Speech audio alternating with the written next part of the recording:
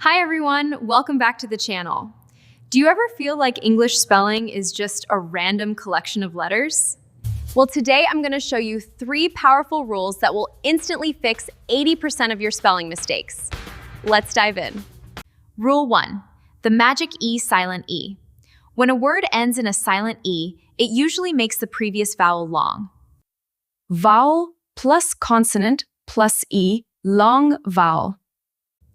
Bit becomes bite. Hop becomes hope. Tap becomes tape.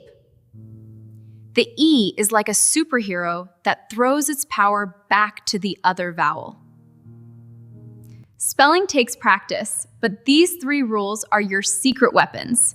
Which one did you find most helpful? Let me know in the comments.